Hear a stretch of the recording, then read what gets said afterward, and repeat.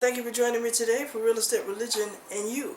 My name is Dr. Sylvia Black, licensed real estate broker with affordable homes and apartments, and I'm licensed to preach and ordained as a minister. And I have my master's degree in sacred theological divinity. And I'd like to thank you for joining me today for Real Estate, Religion, and You. Hello. Today we are out at Niagara Falls, High School. Today is the official day of Martin Luther King's birthday, and we are going to actually film four surviving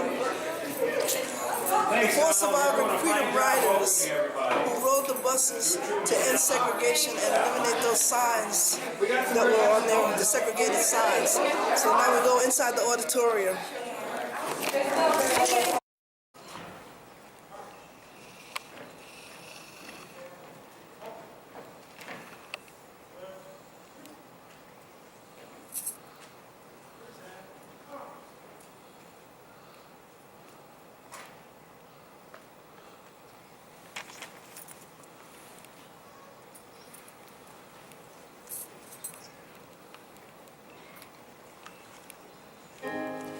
So how you keep my true recording?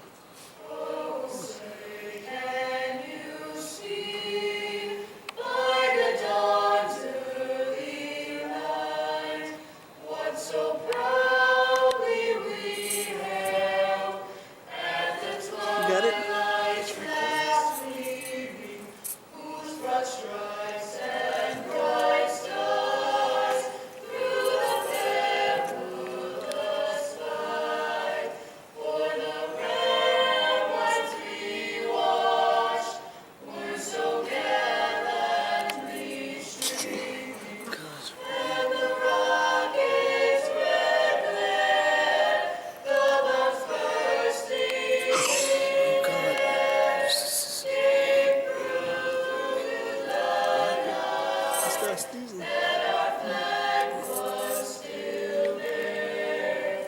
Oh, say does that star-spangled banner yet wave o'er the land of the free,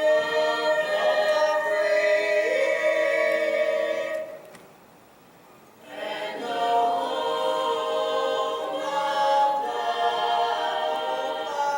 great, home of the great.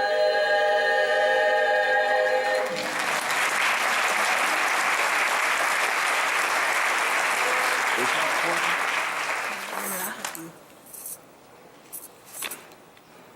It's that boy there, right?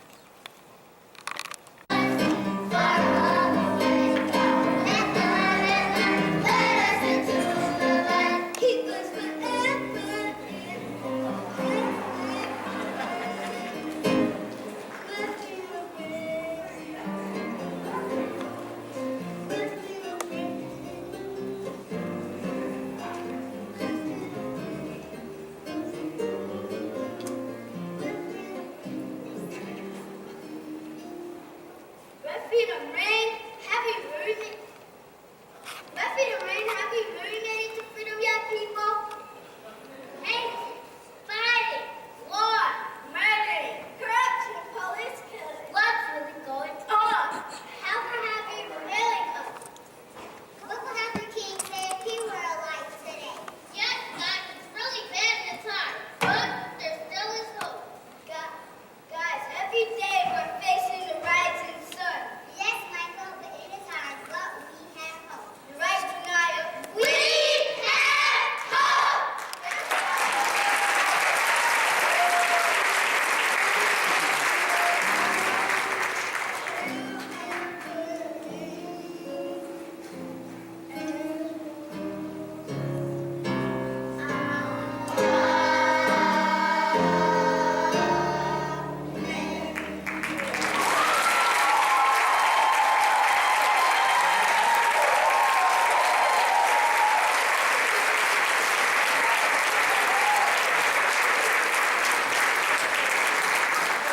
Before we hear one more, you may.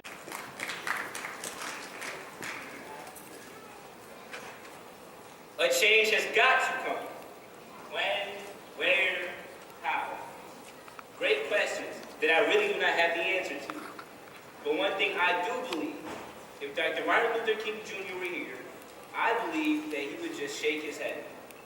People, we're in a real bona fide, sure enough struggle.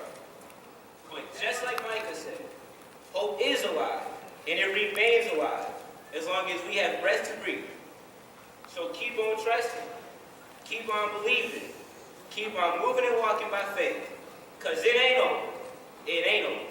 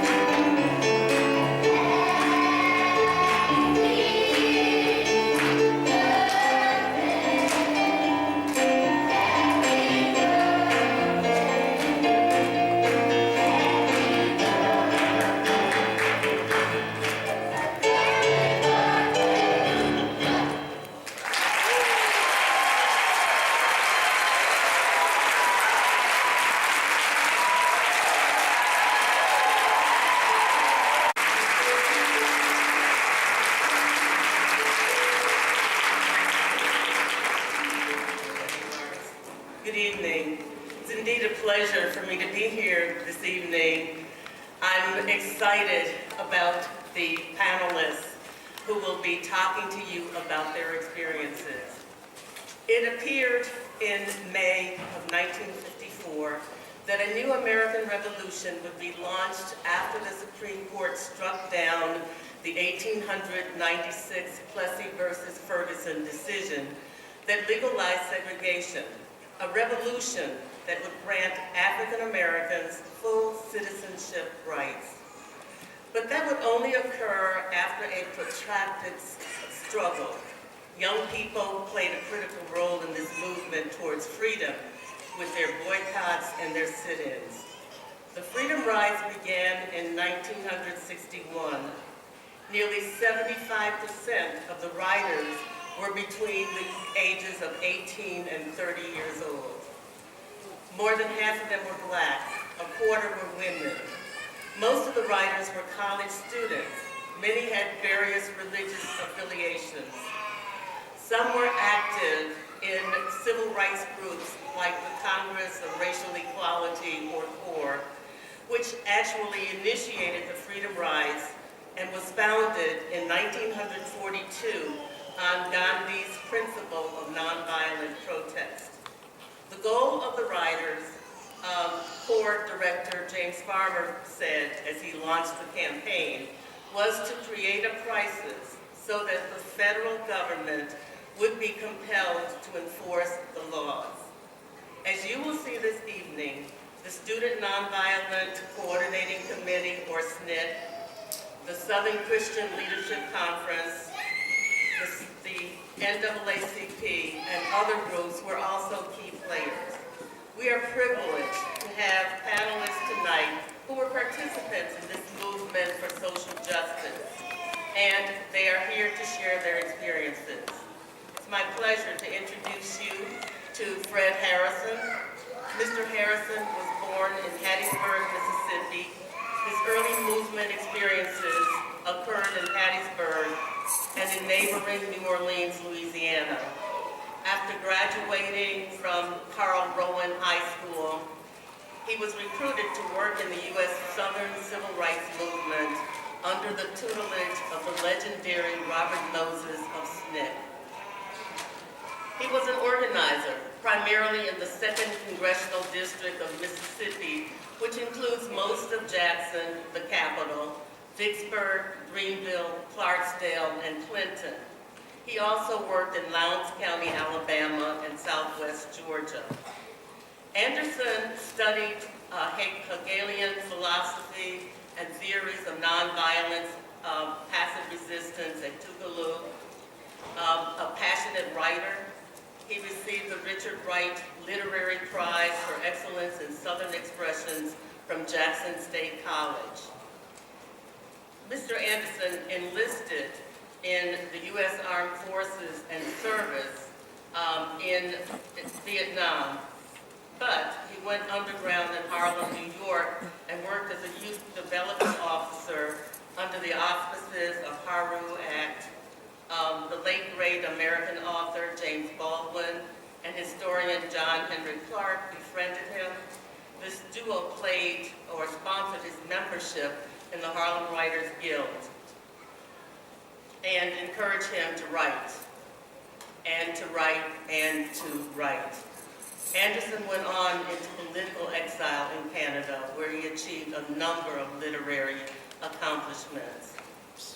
It's also my pleasure to introduce to you Ms. Barbara Bowie of Kirby, who became a Mississippi activist like her brother, Jesse James Davis, who also was a freedom rider.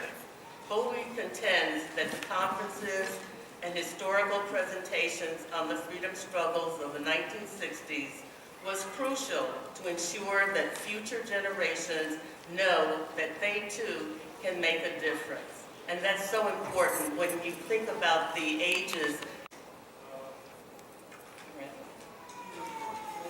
Barbara Bowie.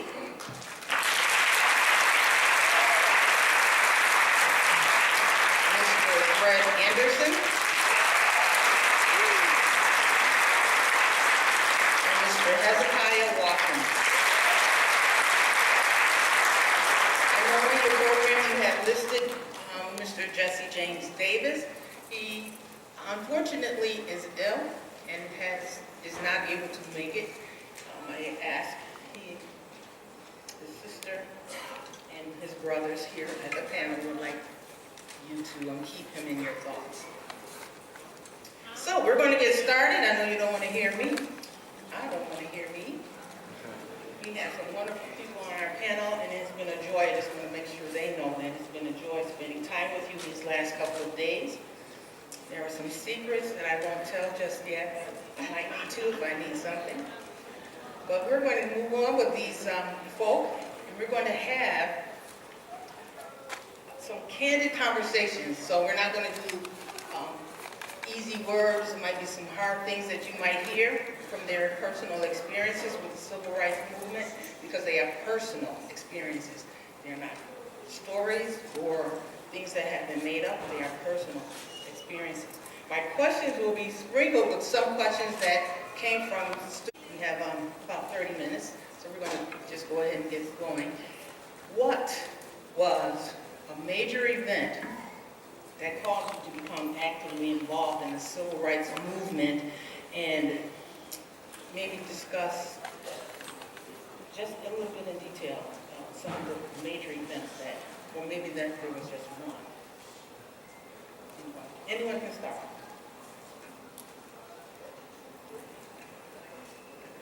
First of all, my involvement in the struggle became accidental. When the Freedom Rider was en route to Jackson, Mississippi, my mother, my minister, and others informed me that when these riders come, do not get involved. And my mom only had to say that once. So my involvement was zero at the time. But the Freedom Riders did come to Jackson, and I was nosy. I wanted to see what a Freedom Rider looked like. I wanted to see what a Freedom Rider talked like. Even the way the rider was dressing. So I chose to go to the meeting. And after the meeting, the presenter asked, is there anyone here who would like to get involved? There was a few. But once those riders, once those individuals made it to the Greyhound bus station, they changed their mind. And a friend of mine named Troy Harris, he and I was there, but we could not see what was going on. So Troy said, let's run across and get a better view. I said, that's a great idea. So in running across, if Troy was here tonight, he would tell you that he was pulling me backwards to prevent me from entering the Greyhound bus station. So since he's not here, I want to tell you what happened. Troy pushed me into the bus station. And that particular night, I became a Freedom Rider. After entering the bus station, I was asked two questions.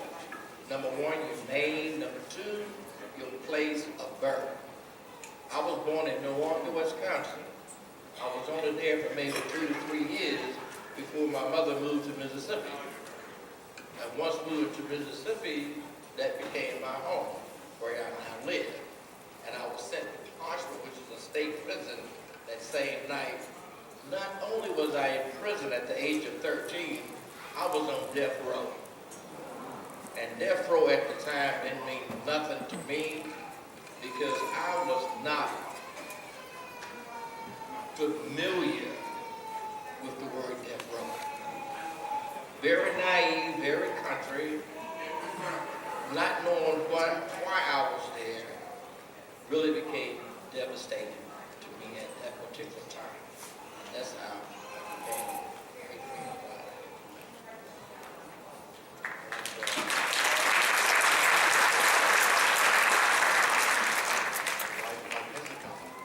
I think Hezekiah and I were probably the youngest of the Freedom Riders. I think you were 13, and I was 14.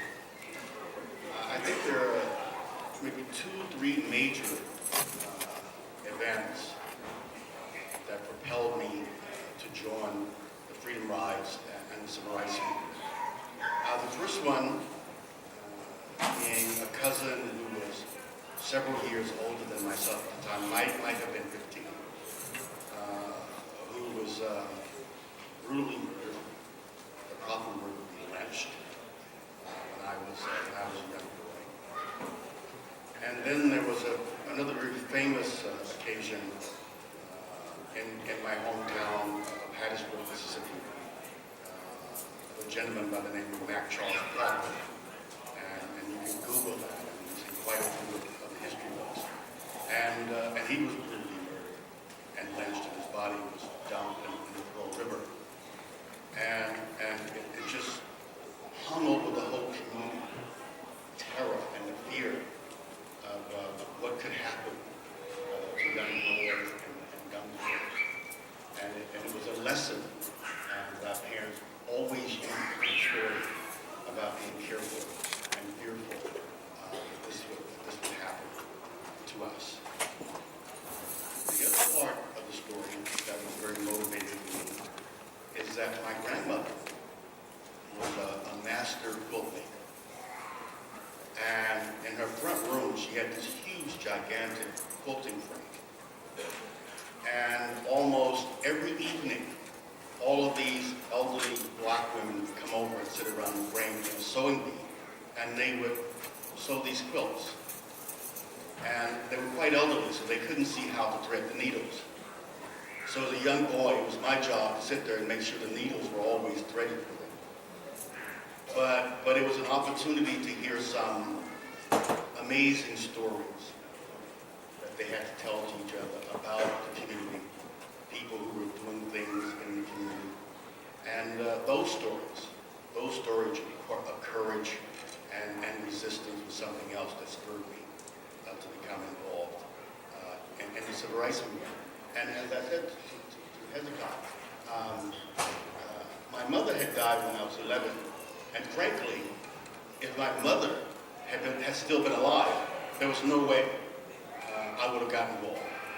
Because once I was kind of a mama's boy, and I just had too much respect for her that I would defy her to do it. But she was dead, and when I decided to make the decision to go off and get on the bus, my dad had said to me, this is something that you seem determined to do. It doesn't seem that anything I can say is going to make any difference to you in not doing it. So go. Be safe, and you're in my prayers.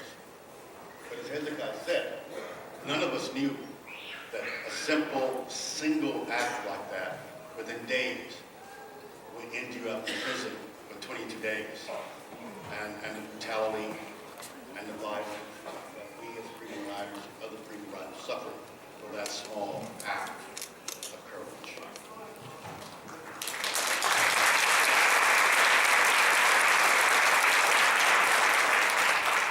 Well, I don't really claim the fame of being a freedom rider.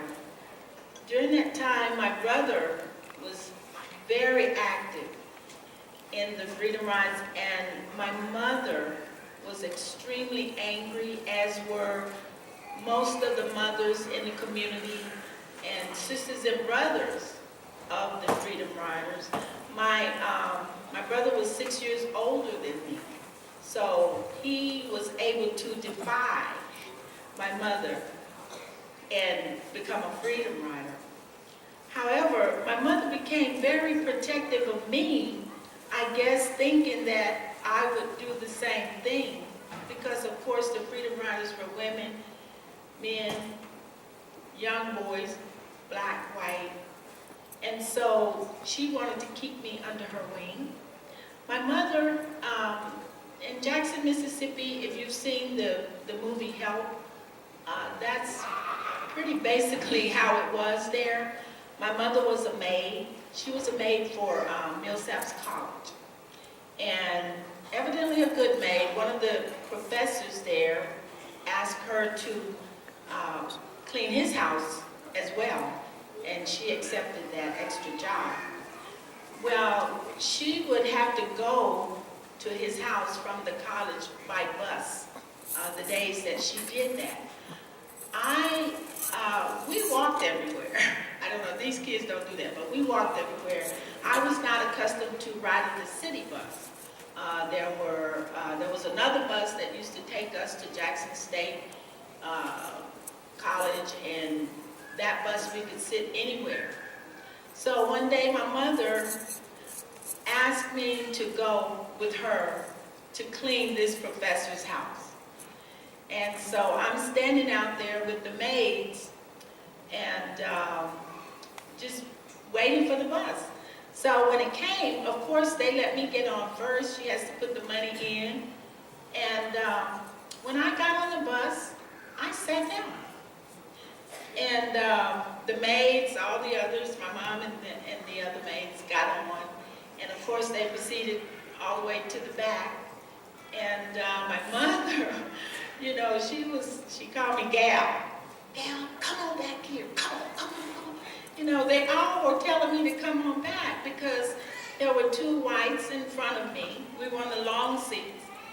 And I had sat down beside another white in that seat. And they were really afraid for me. I was not, because I wasn't really knowledgeable of what was going on, because we had accepted status quo. We, you know, weren't having any problems. We stayed in our place, they stayed in their place. That's the way it was. And I say gentleman in front of me immediately became extremely angry and started calling me names, worse names than the N-word, I might add. And he got up. When he got up, all the maids in the back started rolling their umbrellas. Because I think if he had, you know, tried to do something to me, they would have probably beat him, you know. But he got down on the step, you know, as you go out. And he continued verbally abusing me and calling me names that I just didn't even understand. And I think at that point, I felt like I was a part of this movement, because I'm thinking, why in the world would he treat me this way for just sitting on this bus? And that's exactly how I started thinking. I guess the way my brother was thinking, that we need to do something about this. And that's how I got involved. Thank you. Now, Fred, I heard you mention that your cousin and a number of your relatives were lynched. Billie Holiday sang a song about strange fruit, which talks about in the South how it was not unusual to sometimes walk down a road as a black person and see relatives, black relatives and friends hanging from trees from being lynched. Therefore, she called it strange fruit. Negative experience. What negative experiences did you face? I mean, for us as an audience to get an idea as to what the times were like, how was life back then, as it related to your experiences as a black person in a white world, in America. Yeah. Well, at that time, in Hattiesburg and Mississippi, everything was totally separate. I mean, from birth to the grave, the races were totally separate. We attended black churches, we attended all black schools. We had our own stores, institutions, we were barber shops, we were hairdressers, and very rarely did the two worlds meet. And often when they did meet, there was potential for danger and for explosions. I tell the story, I can remember, as all mothers do, when you have young kids and they're accompanying you somewhere, they always hold your hand. And I could vividly remember the difference, the way my mother would hold my hand when we were in our own community. But if we had to go downtown in the white community, it was an entirely different kind of grip that she had on my hand. And you could feel the tension and the fear and the concern for keeping you safe. And that's a powerful message that a racist, separated society wanted black mothers to communicate to their kids. And there was no more powerful way to do it. And so everything was just totally separate. What I do want to add is that even though those all-black schools that we attended were inferior schools, and they were inferior schools because the textbooks that we were using were the textbooks that had come down to us from the white schools the year before. Or the lab or the chemistry materials that we were using was the material that comes from us maybe 3 years ago from the white schools. I mean, so even though the resources and the material were there, we pay homage to those black teachers who were our teachers because they cared about us and they pushed us and they wanted us to achieve and they prepared us despite those very difficult circumstances.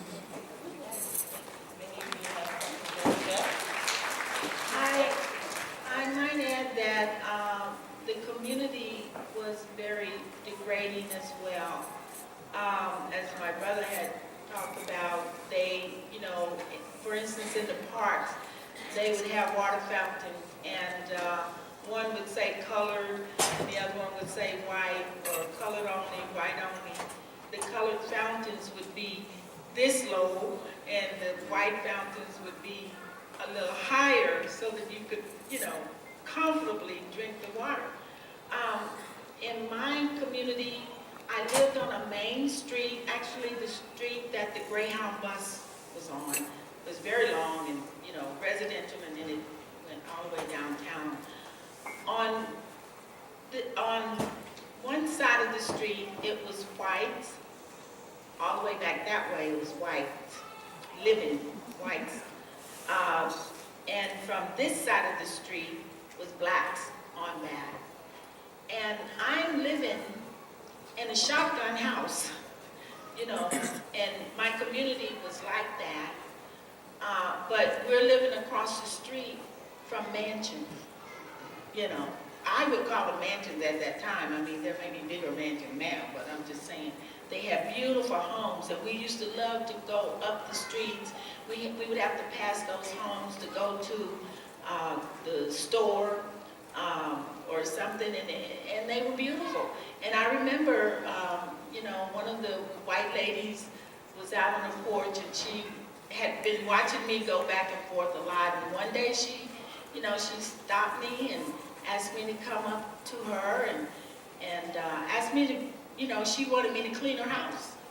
And I accepted that, and I would go and just, she'd have these big tables with the big round legs, and I'd be under there shining them like a shoe shine ball, because that was the status quo. And we accepted that type of degrading. So, when someone rose up to help us get out of that kind of thing, I think that we all were on board with that, and we were willing to defy our parents to get out of this. Why are we being treated this way?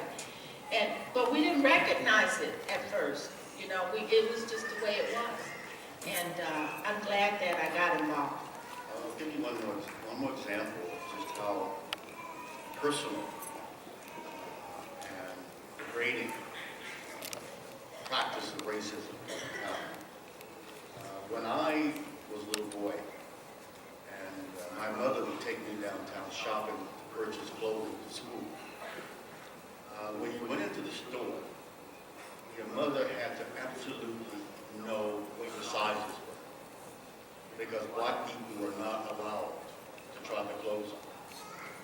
Just under this myth and this racist concept that no white person would want to wear clothes that black people would try on.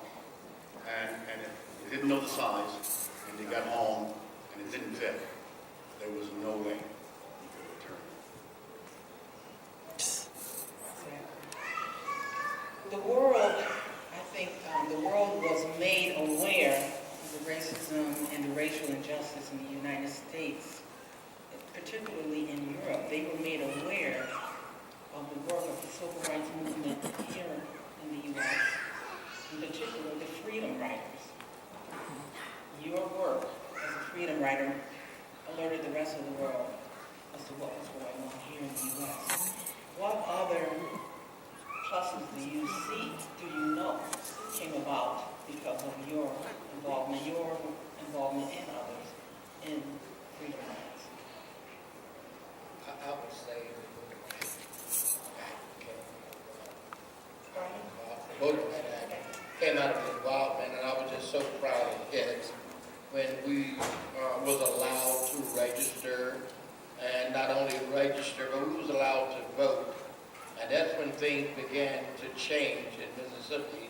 Even now, we have the largest number of African American elected officials in the United States, and that's a plus.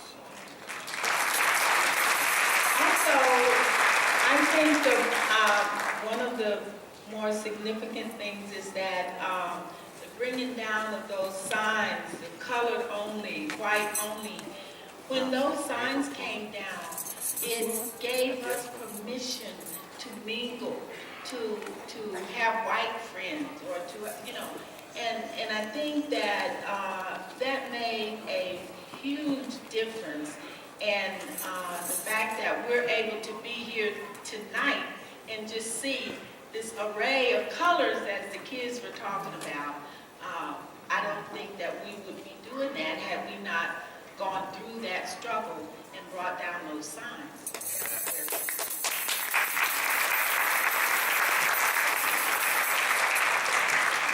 I think the impact of the freedom riders and their resistance manifested itself in giving momentum to the civil rights movement. I think without freedom riders, you would not have Selma to Montgomery. I don't think you would have all of those major manifestations and demonstrations that followed that added momentum, as Hezekiah said, to seeing that kind of significant kind of legislation. There was one particular freedom rider, when he was interviewed, he had a lot of passion when he said that the freedom riders helped blacks to get rid of the myth of impotence, which is exactly myth, where blacks think they were powerless, or felt they were powerless, and acted as such. And you mentioned, Mr. Watkins, that voting rights were established, were granted at that time. What do you think about people who, us now, when we can vote, we can, at any election, we had young people out in the foyer earlier encouraging people to vote, to register. What do you think about people who say, I'm not going to vote, it doesn't make a difference, that's fake, whatever excuse they might give? What do you all think and feel about that kind of attitude? That's a good question. I really don't know how to answer that, other than to say they are not educated to the fact of what is happening around them. They are not educated to the fact of what is happening within their community.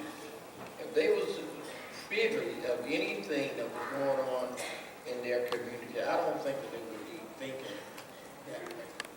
Because not only do you have to register, you have to get out here and vote. And by voting, you make a difference. Just look around. Some elected officials were introduced here tonight, and if we didn't get out and vote for them, then they wouldn't have been introduced as elected officials. You just have to get out and vote.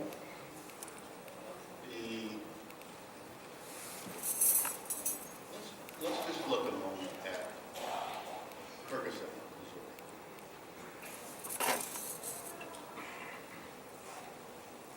All of a sudden, people in that community are beginning to realize the importance of voting. When years prior to the incidents that are happening now, black people in most of those counties comprise the majority population. And if they have been active and voting, the prosecuting attorney that they are now accusing of bias and they want to impeach, this is an elective office, they could have voted him out years ago and put someone they thought was eccentric and responsible.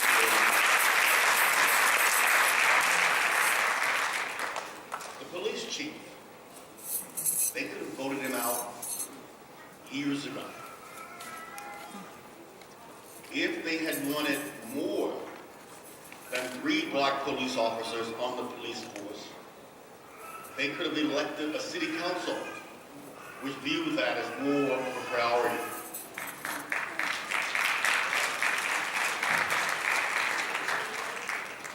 But it is not too late yet.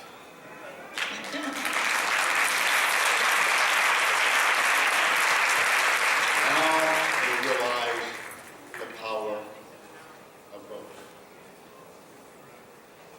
You know, Oh, go ahead. someone asked me, you may be here, I think he was asked me the difference in the 1961 when we were fighting and going through those struggles, and now, Ferguson. And when I thought about it, that's a very important question, because a lot of our youth are somewhat lost now and don't have a direction, don't really know what to do. But my answer to that is that there's a big difference. Back in 1961, most people were on the side of Jim Crow laws. Officials, everybody, all whites. Well, I can't say that because freedom riders were 50% white. But most of the officials and everybody was on, a lot of people were on the side of Jim Crow laws. Today, that is turned around. Most people are on our side. Most people believe that we need to have equality. So my message to these young people who are going through some of the same struggles that we went through then, fighting some of the same battles that we fought at that time, is to not think about doing this using violence. You need to let us be your role models. We made a difference by way of peaceful means. And I say the number one alternative to violence is voting, because there are too many people who will support equality. Voting is most important, not violence.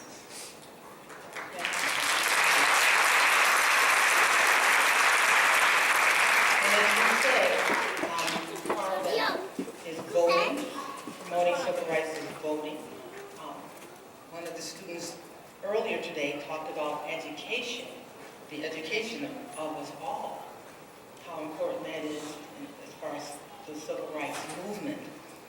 My question to you now, we have about 5 minutes left. What advice would you give to young adults and older adults to help keep alive the civil rights movement? Because racism is not dead. It is alive and well. We need to know what should be our next steps, or how do we prepare ourselves for what we call the continuation of the battle for civil rights.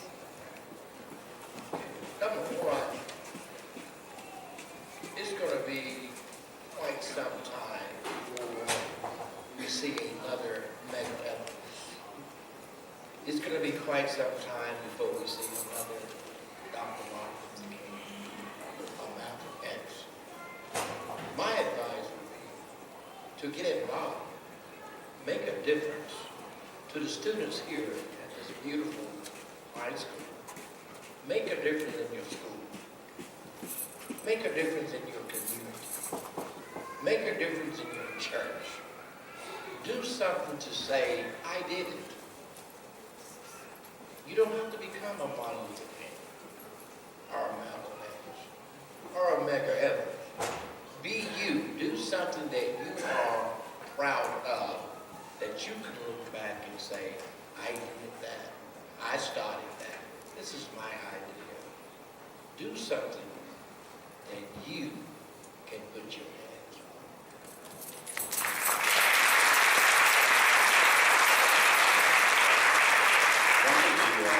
One of the questions we are frequently asked is that when you got involved, did you know that you were getting involved in something so special? Did you know that you were getting involved in something that was going to have such a far-reaching impact? And the answer is no. We did not have a clue. The only thing we knew was that we were doing something that we had to do. And if there is anything to be learned from it in terms of a personal message, I would say to you as young people, would it demonstrate moments of something that we were capable of doing? And if we were capable of doing it then, why is it impossible for you to do it now? So those were the kind of yes we can moments. And yes you can. So step up.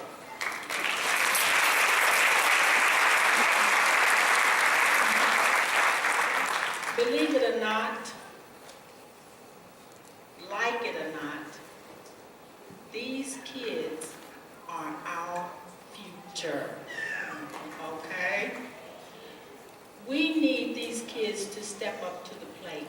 We need to be role models for them, but then they need to become role models, do positive things, become role models for younger ones or others who may be engaged in negative activities.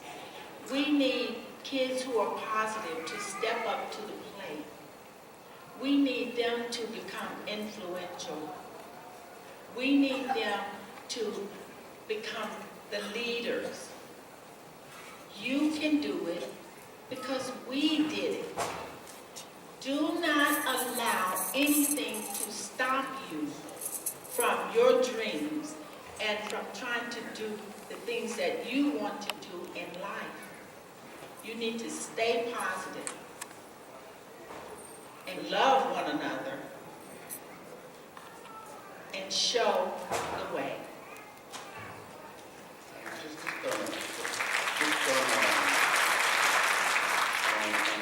Ending on a personal note, when I was introduced, they talked about living in Canada. And yes, when I turned 19, I decided for a number of reasons to leave the country. And I went to Canada in 1966, and I've lived there ever since. But we had the opportunity and the privilege. Our host took us to Lewiston, New York, and we were able to stand there at Freedom Crossing and visualize an experience of the Underground Railroad and the slaves being there and looking across the body of water and saying, here's Canada. We made it. The irony was not lost on me as I stood there thinking in reverse, being 19-year-old and going to Canada, sort of reversing the Underground Railroad experience. So it was a powerful experience for me. And so we thank you. Our host has just been tremendous. Wonderful. Thank you very much. I just want, I really, I'm with the Bowie Foundation, and we came up with this program and connected with Miss Judy, Miss Renee, and and Pastor Pridgeon and his family. I just want to say thank you, because we came here bringing a little-known history for your community, but we came into your community and received the same thing, because the history that we learned here was something that we didn't know. And so I thank all of you, and I thank them for inviting us to come and share in this wonderful, beautiful community. Thank you so much. I just want to remind you. Well, there you have it. We were in Niagara Falls, and three of the actual Freedom Riders were there. Just to give you a little insight about what Freedom Riders were all about, they rode through the South, the various cities of the South, on buses to actually have the signs removed that said for blacks only, for whites only, like at water fountains and in public bathrooms and restrooms and areas like that. Back then, you go to certain areas in the South and you'd have a sign that said black only, white only. The white only faucet was nice and clean, and had good clean water coming out of it, and the faucet for black people was nasty and dirty. The bathroom for white people was nice and clean, and the bathroom for black people was all nasty. So the Freedom Riders rode through the various cities of the South to end the segregation, to end the, it was sort of like a discrimination against black people, so that you could remove those signs. And finally the signs were removed. Just similar to the fact when they were boycotting, when the boycott had existed. I know you probably remember when, before Rosa Parks sat on the bus, historically speaking, what had happened was, when a black person would get on the bus back in the South, they would have to go, there's two doors on the bus, right? The front door is supposed to be to get on, and the back door is supposed to be to get off. Well, you get on the front door, the black person would go and put the money in. They'd have to actually get off the bus, walk to the back door, and then get on the bus that way. You could not get on the bus to the front door. A black person could not. So here you have 90% of the bus filled with black folks is crowded up in the back, and you got all these empty seats up in the front, but black folks were not allowed to sit. If they did, they would get arrested.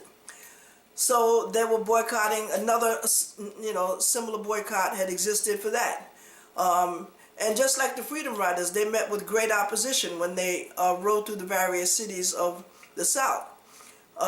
They met with tear gas. White folks they didn't want them in the city. A lot of white folks said, I don't know why they hate us so much, but they didn't want them in the city. They just said, we don't want you here. They would rock the bus until the bus would tilt over.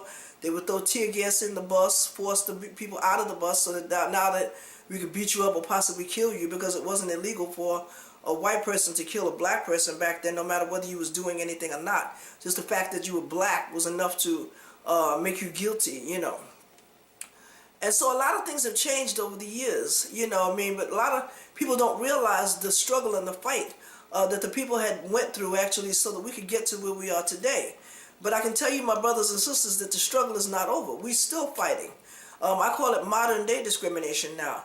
You can't literally verbally say, we're not going to hire you black folks, but you just don't have to hire black folks, You can't say openly, you can't use this toilet, you got to use that toilet, whatever. You can't openly discriminate, but you can still not do it, because you don't want to, or whatever, or for whatever reason it is that you decide not to do it.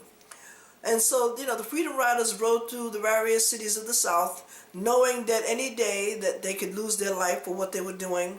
That they met with great opposition, because, as they entered into the city, white folks were waiting there in a mob-like setting, with their weapons, tear gas, sticks, billy clubs. And then it got to the point where actually police had got involved, and they would have to actually sort of intermediate when the Freedom Riders rode into the various cities. They knew they were coming, they were expected. And so, but I believe it was because the police officers were basically protecting, so that in case a black person decided to retaliate against a white person, they couldn't do it. I don't believe it was necessarily to protect the black person from getting hurt or killed. It was to create peace but it was basically to protect the society, not necessarily the people who were riding the buses. And I really applaud these freedom riders, you know, the people who actually fought back then, you know, to, you know, get rid of the discrimination, to get rid of the racism. You know, as we move forward in history, you know, Black Panthers, they fought against police brutality. They did a non-violent fight, but they stood in the streets with their weapons armed, their rifles up against their shoulders, you know, because they knew that they may have to use them, you know. And so the police, they met with great opposition again. You know, the police did not like it. You know, they had to, the police respected, though, the Black Panthers, because they knew at one point you couldn't, there's not but so much that you can do at this point, because, hey, we have rifles, you know, and we're prepared to use them. You know, we're fighting non-violently. We're telling you, you know, we're asking you, you know, to be fair about it, but, you know, you're coming at us, you know, in a way that you think now you want to, you know, you're going to shoot me because, you know, here I am trying to fight for something that's right. And so I have my rifle up against my shoulder, you know, so you ain't going to come but so far. And of course the police, they hate, you know, they definitely, you was going against the law then. So, you know, a lot of things happen, you know, and I'm telling you, it's not that very long ago. You know, that it was less than 50 years ago, basically, that a lot of these things happened. You know, we were discriminated against. When I say we, I mean we as African American people, a nation really. We've been discriminated against basically in a lot of areas. You know, dates way back into slavery, 400, 500 years ago, when society had captured, you know, African Americans and took them into slavery against their will, separated them from families, and forced them to work for no wages at all, you know, and make it a crime if you tried to escape. They made their own laws, you know, and when I came here to Western New York from New York City, I saw, it's like I stepped back in time, you know, but a lot of racism still goes on here, you know, and there's certain cities that are more highly racist than others. And they say Buffalo, New York is one of the highest racist cities in the state of New York.